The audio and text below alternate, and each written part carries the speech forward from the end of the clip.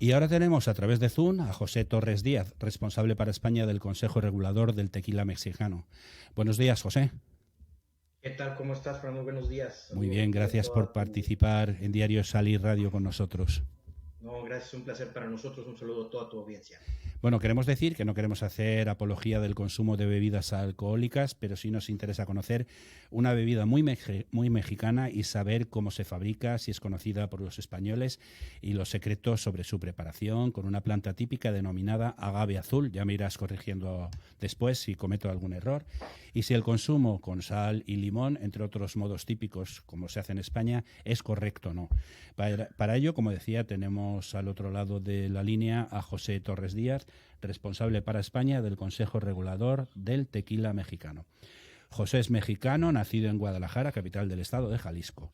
Se graduó en Administración de Empresas por la Universidad del Valle de Atemajac, en Jalisco. Lleva trabajando para el Consejo Regulador del Tequila desde septiembre de 2001.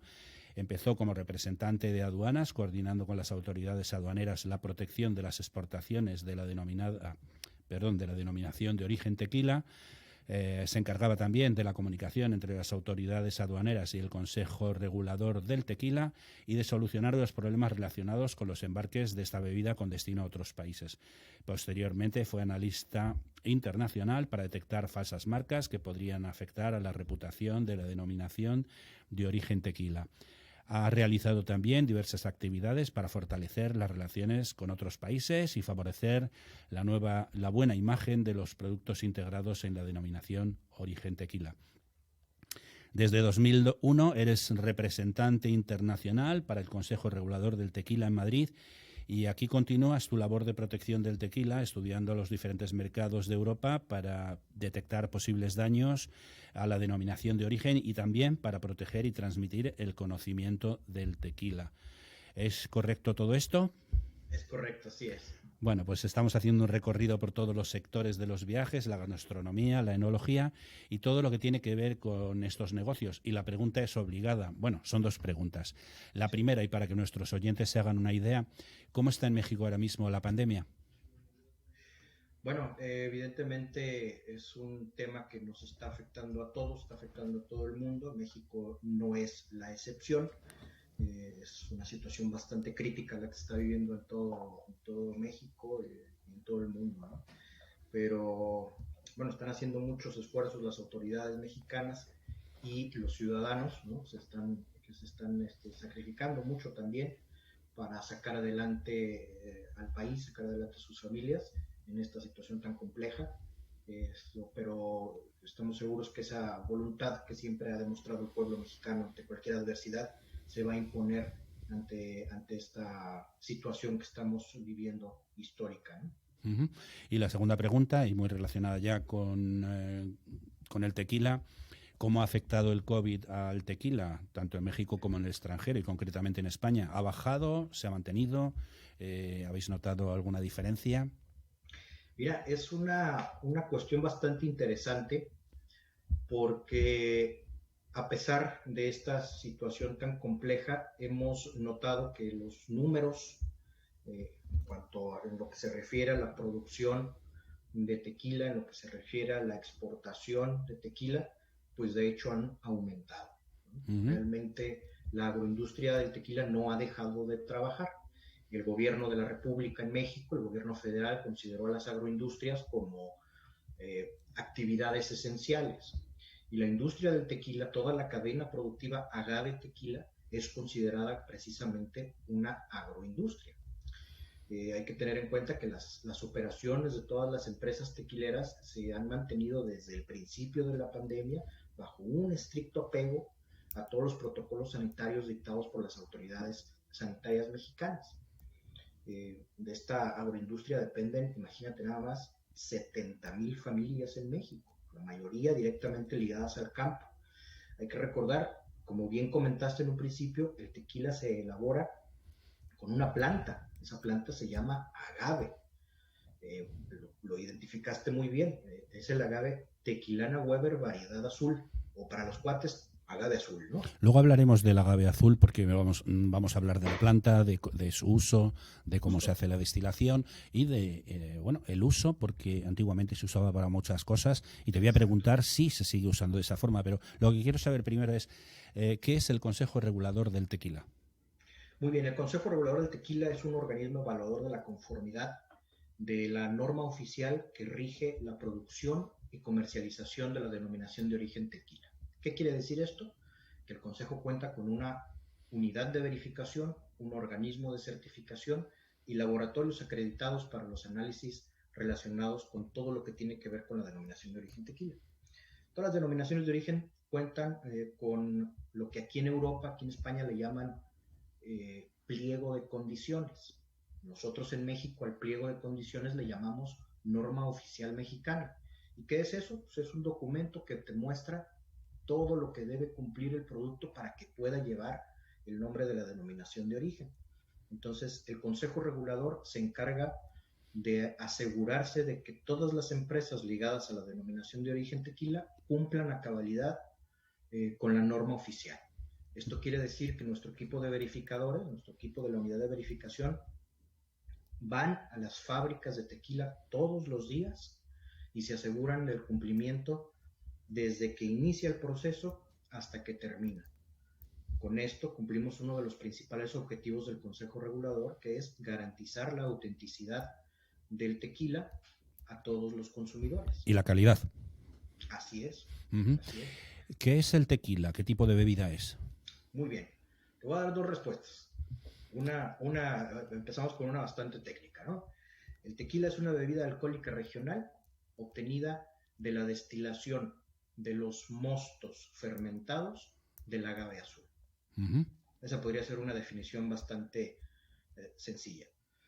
La otra respuesta es: el tequila es tradición, el tequila es historia, el tequila es el espíritu de un país hecho bebida espirituosa. El tequila realmente nos presenta una enorme gama de posibilidades para poderlo disfrutar. Luego hablaremos de historia porque ahí, si no me equivoco, los españoles tuvieron algo que ver en... Bastante. Sí, y bueno, con sus más y sus menos, ¿no? A grandes rasgos, ¿cómo se elabora el tequila? Bien, como habíamos dicho, la génesis del tequila pues, está en el agave, ¿no? Está en el campo. El agave es una planta muy noble, de la cual se obtiene esta bebida. Se pueden obtener varios productos, pero principalmente el tequila.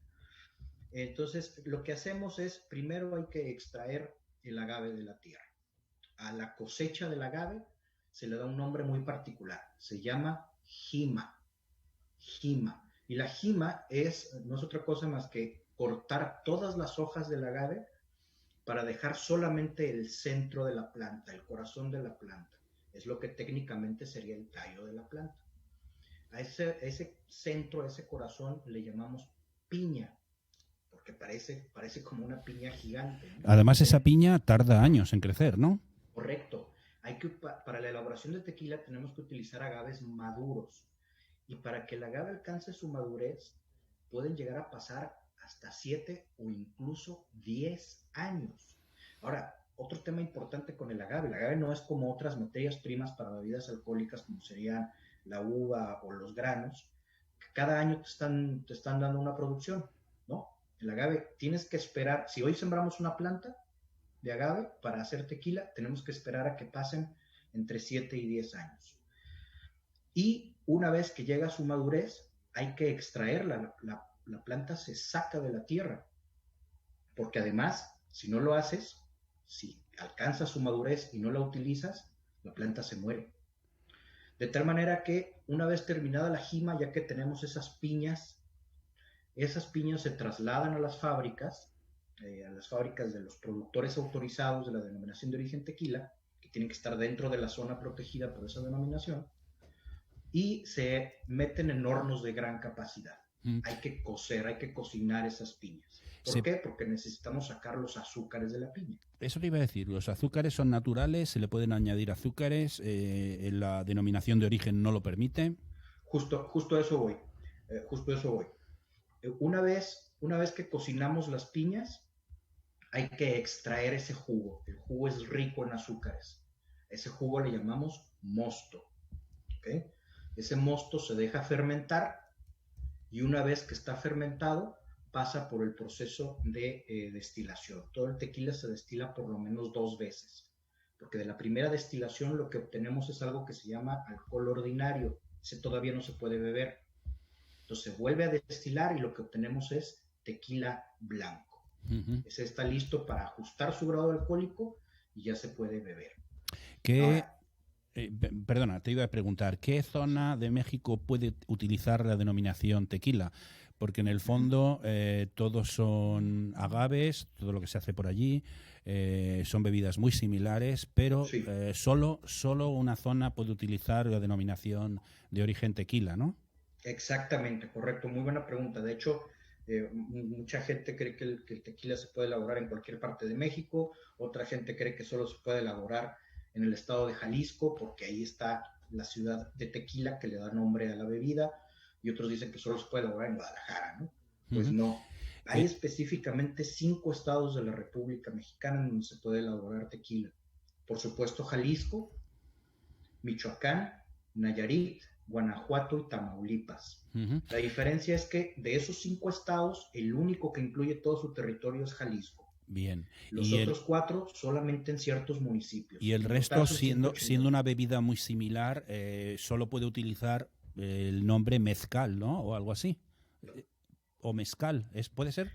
Ah, sí, el mezcal es otra denominación de origen mexicana que Ah, vale. también cuenta con otros estados. Ujú. En México somos un país muy joven en cuanto a denominaciones de origen y de denominaciones de origen de bebidas espirituosas tenemos 6. Tequila, que es la primera denominación de origen de México. Tenemos mezcal, sotol, que es de Chihuahua, Es, bacanora, que es de Sonora, eso te iba a decir. charanda, de Michoacán, y la más reciente es la raicilla del estado de Jalisco. Te iba a decir que el sotol lo conozco porque sabes que represento a la Asociación de Mujeres Mexicanas de Correcto, Chihuahua aquí en Madrid. correcto.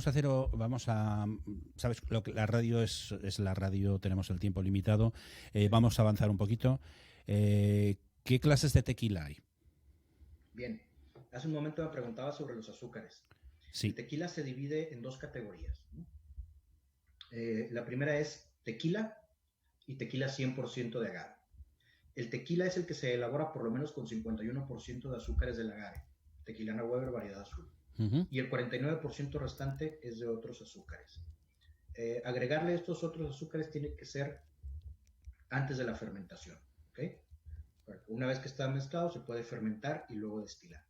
La otra categoría es 100% agave, como su nombre lo indica, es la que utiliza exclusivamente azúcares del agave azul para su fermentación y posterior destilación.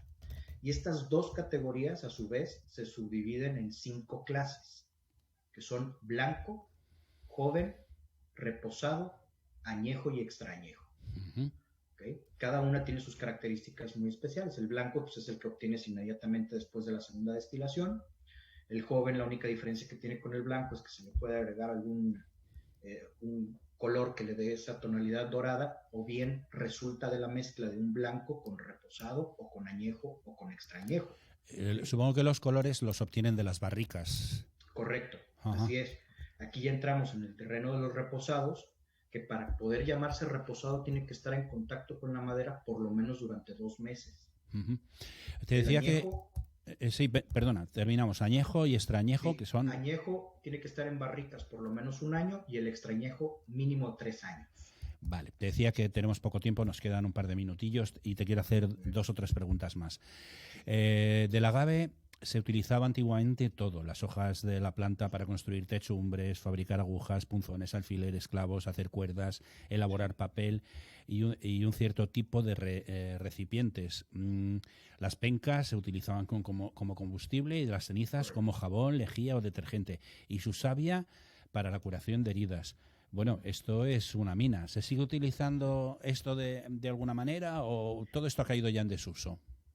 Fíjate que todavía se sigue utilizando, por ejemplo, la fibra que queda posteriormente después de que haces toda la extracción de los mostos de agave, La fibra que queda se puede utilizar para hacer papel, se puede utilizar, actualmente están haciendo incluso también composta, están haciendo muchas cosas. En cuanto a utilizar la planta como cosmético también se sigue utilizando, ¿no? En el estado de Jalisco es común poder encontrar cremas de agave para las manos y que son muy codiciadas, ¿no? Uh-huh. Hablábamos de historia y te decía antes que los españoles cuando estaban allí, bueno, el gobierno de las colonias o los virreinatos, el virreinato de allí prohibió la fabricación de productos que pudieran competir con los vinos y los aguardientes que llegaban de España, por lo que el tequila se preparaba clandestinamente. Pero claro, el dinero es el dinero y terminó autorizando para cobrar impuestos de las ventas, ¿no? Sí, correcto. Sí, es correcto. Y además creo que es un producto muy antiguo, pero que se utilizan técnicas muy del continente europeo para la fabricación. ¿Es posible esto? Sí, hay que tener en cuenta que cuando los españoles llegan al territorio que hoy es México, ya se utilizaba el agave para hacer bebidas alcohólicas, pero básicamente eran fermentadas. Se han encontrado algunos indicios de que aquellos pueblos ya empezaban a experimentar con la destilación, pero la realidad es que cuando llegan los españoles, pues ya traen el conocimiento de la destilación perfeccionado, y entonces esa unión de las dos culturas es lo que provoca la creación de lo que hoy conocemos como la denominación de origen tequila. Te decía, nos queda un minuto. Dos preguntas. Te voy a pedir que seas breve, por favor, y discúlpame, pero es que la radio es la radio. Tenemos otra persona esperando para entrar también. En España mantenéis la colaboración constante con consejos reguladores como los de vinos de Rioja, Ribera del Duero, Brandy de Jerez y otras importantes denominaciones de origen. ¿Cuál es el objetivo de esta colaboración? El intercambio de ideas, el intercambio de experiencias y de conocimientos, y por supuesto una protección mutua de nuestros productos. Uh-huh. Como te decía, México es un país joven en cuanto a denominaciones de origen. El Consejo apenas acaba de cumplir 26 años de trabajo constante para proteger al tequila, y quienes nos abrieron primero las puertas para saber cómo funciona un consejo regulador fueron precisamente los consejos españoles, específicamente el Consejo Regulador del Brandy de Jerez, con quienes tenemos una relación extraordinaria. O sea, que podemos decir eso, que la relación es muy fluida. Absolutamente, absolutamente. Nos consideramos prácticamente hermanos. Bueno, sabes que aquí en España está muy extendida la idea de que el tequila se consume con una puntita de sal que se pone en el dorso de la mano, un trozo de limón, y primero se toma la sal, luego el limón y luego, me estoy riendo porque sé que no es así, y luego el tequila. Esta no es la forma correcta de consumirlo, ¿no? Me imagino que en México nunca se hace así. La verdad es que no es común verlo en México. Yo sé que a mucha gente le gusta tener estos como rituales, ¿no? Pero realmente con los productos que tenemos actualmente, los tequilas que están actualmente en el mercado, creo que hacer ese ritual no es estrictamente necesario, ¿no? Uh-huh. Porque, a ver, el uso de sal y limón pues nos puede matar todos los sabores y aromas que tiene un buen tequila, ¿no? Pero al final de cuentas, si a la gente le provoca placer o realmente les gusta combinarlo de esa manera, pues lo importante es que lo disfruten, pero por encima de todo, con mucha responsabilidad. Pues muchas gracias, José Torres Díaz, representante internacional del Consejo Regulador del Tequila, radicado aquí en España. Quien quiera saber algo más sobre el tequila o quiera contactar con la denominación de origen tequila aquí en España, ¿cómo puede consultarlo? ¿Hay una web o cómo se pueden poner en contacto con vosotros? Correcto, tenemos una página web que es www.crt.org.mx, y también se pueden contactar conmigo en caso de que tengan alguna duda o que... Pues danos un correo. Tengo un correo electrónico, es jtorres@crt.org.mx. También tiene que saber tu auditorio que si en un momento dado encuentran un producto que consideran que podría no ser tequila, no duden en contactarnos para nosotros contactar a las autoridades y sacar ese tipo de productos del mercado que pueden ser muy nocivos, ¿no? Pues de nuevo, muchas gracias. Habrá que hacer una cata de esos tequilas para que nos los describas más detenidamente. Hemos aprendido mucho sobre el tequila. No nos queda más que decir que apelamos al consumo responsable de todo tipo de bebidas alcohólicas y espirituosas. Un saludo. Muchísimas gracias.